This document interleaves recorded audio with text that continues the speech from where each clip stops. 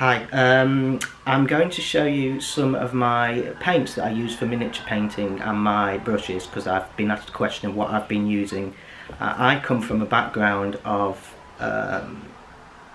not painting miniatures, and it is surprisingly different set of skills that you use for painting tiny little men and bigger things that I'll show you.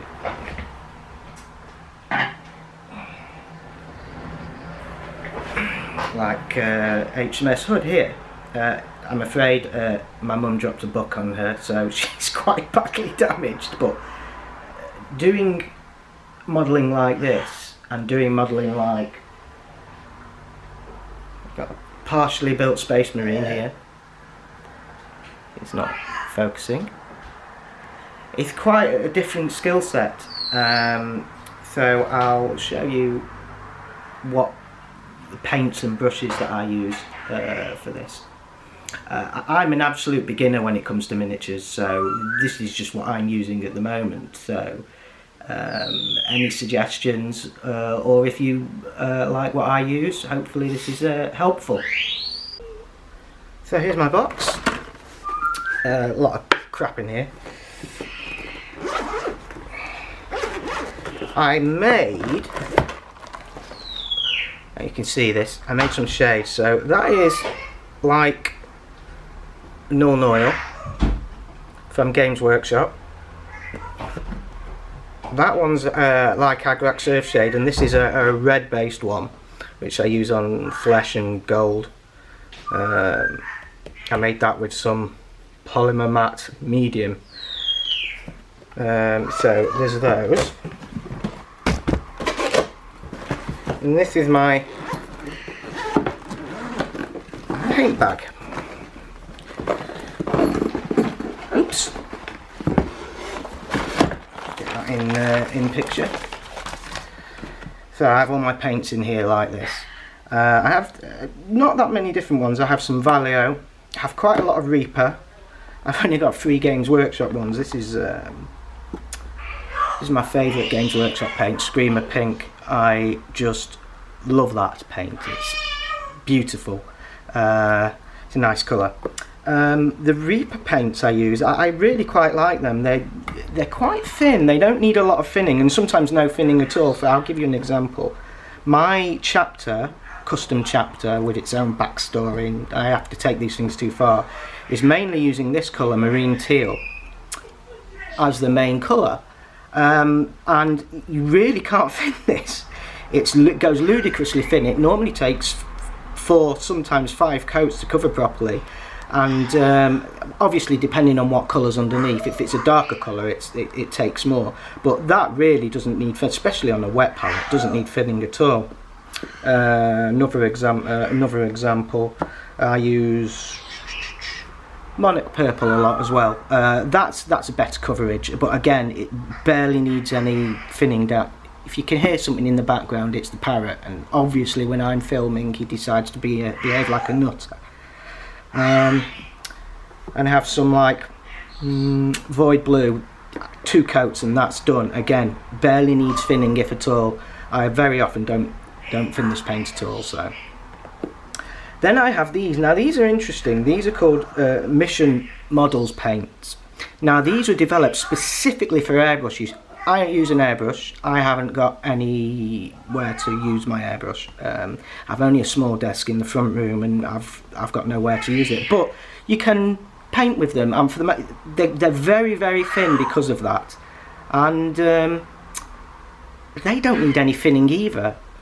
Next to nothing. I think there's 1 or 2 of them that do, but really don't need anything. What I will say is the Mission Models Black is magnificent. It's so smooth, doesn't need thinning on a wet palette. It's so very, very smooth, and it just goes on beautifully like butter, and it's just like silk. It's a fantastic. I recommend that black if you want a really good matte black. That is amazing. So again, some of the yellows and reds, again, they're very, very thin. They're quite difficult to make cover. I have to undercoat with white to get them to work at all.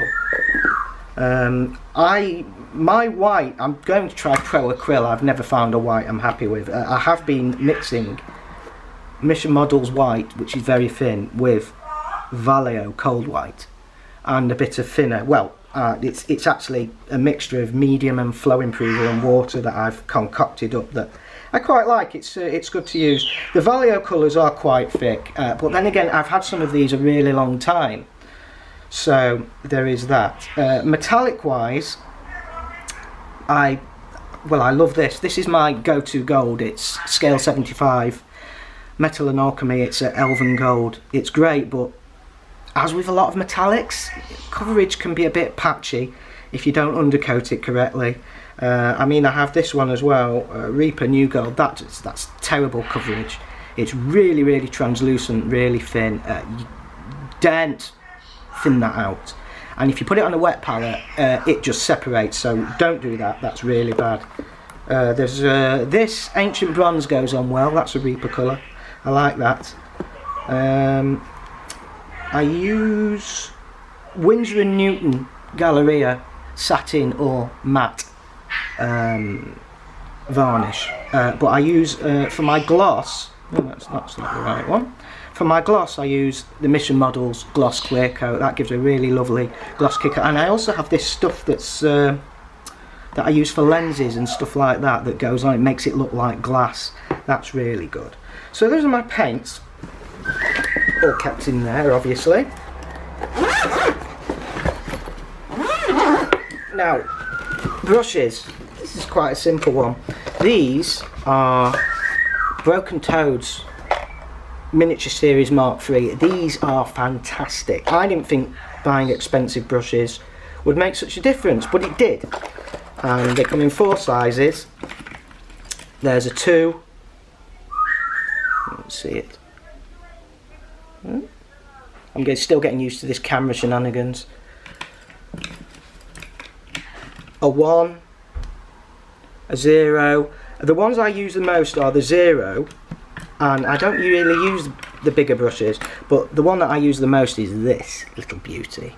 It's a 000, and I use this more than anything else on my miniatures. I know using a small brush takes longer to do things, but it holds the most amazing tip, and it's a joy to use this brush. That's the best brush I've ever used. It's fantastic. If I could only have one brush for my miniatures, well, it'd be a bit silly for the bigger stuff, but that's one that I'd use. Now I have a load of, here's my brush case. I have quite a few other brushes, some old synthetic brushes. That I used to use that for dry brushing, but it's slightly hard. I have some old brushes for mixing and varnishing, and then I have a load of, I quite like synthetic brushes. I use them specifically for doing shading. I'm doing shades over. I have these little smooching brushes for dry brushing, and I have some really tiny brushes for detail. The reason I have tiny brushes, because I know they don't hold a lot of paint, is because my hands shake something crazy, and if I use a bigger brush with that, it just doesn't work at all. The amount of times I have to go back on a model to paint up where I've screwed it up because my hands shake is insanity. That I don't use that. I've no idea why that's there. But those are my brushes and paints. So I hope that helps. The only other thing I would say, let me just get over here. I use this to clean my brush. I clean my brushes after every session. This is a must do to keep them in good condition. They aren't cheap. And I learnt this off, I forget the chap's names. Was it Midwinter Minis? One of the lads on YouTube. I wish I could remember his name. My memory's rubbish. But I use this Messy Matte clay. So when I've cleaned my synthetic brushes, I put some of that on them, and it keeps them in tip-top condition. All you do is before you use the brush again, you rinse it in your water, and it keeps them in much nicer condition. So that's my brushes and paints for my miniatures. I hope that's interesting to you, and I will see you again.